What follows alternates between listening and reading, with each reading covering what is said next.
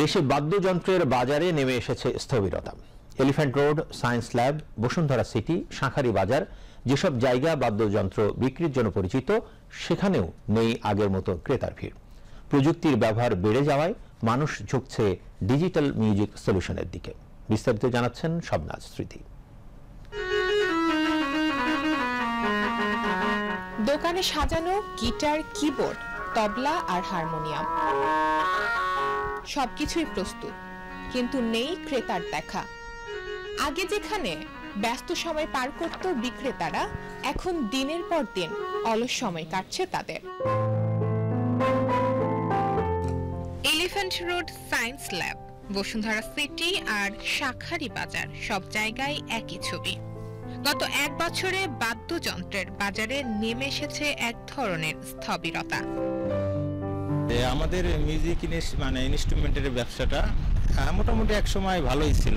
এতটাই খারাপ যাচ্ছে আমাদের বিজনেস, শুধু আমাদের না, এই মিউজিক ইন্ডাস্ট্রি যে যারাই আছে, সবারই পরিস্থিতি খারাপ।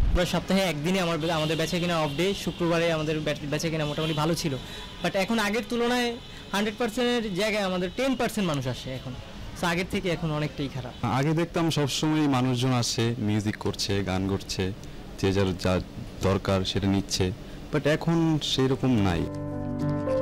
প্রযুক্তির বিকল্প ব্যবহারের কারণে ঐতিহ্যবাহী বাদ্যযন্ত্রের ক্রেতা নেই বললে চলে, যার কারণে অনেকটা অলস সময় পার করছেন বাদ্যযন্ত্র তৈরির কারিগররা। আগে দেখা যায় কাজ ছিল, কাজ করত, এখন কাজ কম, মানুষে কাজ করতে পারতেছে না। গানের উপর যদি সবাই একটু তাকাইতো তাহলে অবশ্যই আমাদেরও কাজ বাজ একটু বেশি হইতো।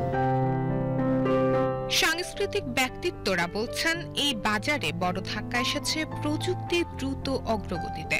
Smartphone app, digital music software ও ভার্চুয়াল ইনস্ট্রুমেন্টের ব্যবহার বেড়ে যাওয়ায় কমেছে প্রথাগত বাদ্যযন্ত্রের চাহিদা। আগে দল বেঁধে কাজ হতো, এখন আর দল বেঁধে কাজ হয় না। বাড়িতে বাড়িতে, ঘরে ঘরে স্টুডিও তৈরি হয়েছে, কেউ কিউবেস ইউজ করছে, কেউ প্রো টুলস ইউজ করছে, করে ওরা বাসার মধ্যে সবকিছু পেয়ে যাচ্ছে একটা সফটওয়্যারের মাধ্যমে। যে কোনো টোনই আমি ওখানে পাচ্ছি, ওখানে সাবলেট করা আছে, বিধায় আমি পাচ্ছি, তখন আর আমার লাগছে না। যে স্কুলগুলো ছিল, বিশেষ করে যেখানে শেখানো হতো তবলা, হারমোনিয়াম, সেতার, বেহালা, একতারা, দোতারা, এগুলা প্রচলনটা কমে গেছে। ক্রেতা না থাকার কারণটা হচ্ছে যে আর আমাদেরকে স্কুল বিদ্যালয় থেকে যেখানে প্রশিক্ষণ দেওয়া হতো সেই শিক্ষাটা কমে গেছে। বাংলাদেশে বাদ্যযন্ত্রের বাজারে কোনো আনুষ্ঠানিক পরিসংখ্যান নেই, তবু স্থানীয় উৎপাদন ও আমদানি মিলিয়ে এ বাজারের আকার প্রায় 4 থেকে 5 হাজার কোটি টাকা। স্ট্যাটিস্টার তথ্য অনুযায়ী 2025 সালে বৈশ্বিক বাদ্যযন্ত্র বাজারের আকার দাঁড়াবে $635 মিলিয়ন, বা প্রায় 7,811 কোটি টাকা। তবে অনেকের মতে এই হিসাব বাস্তব পরিস্থিতির তুলনায় বেশি। প্রযুক্তির সহজলভ্যতার কারণে বাদ্যযন্ত্রের বাজার যে ধসে পড়েছে তা স্পষ্ট।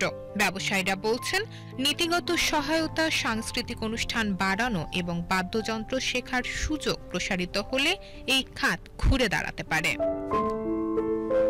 শবনাজ স্মৃতি, ভিটিভি নিউজ, ঢাকা।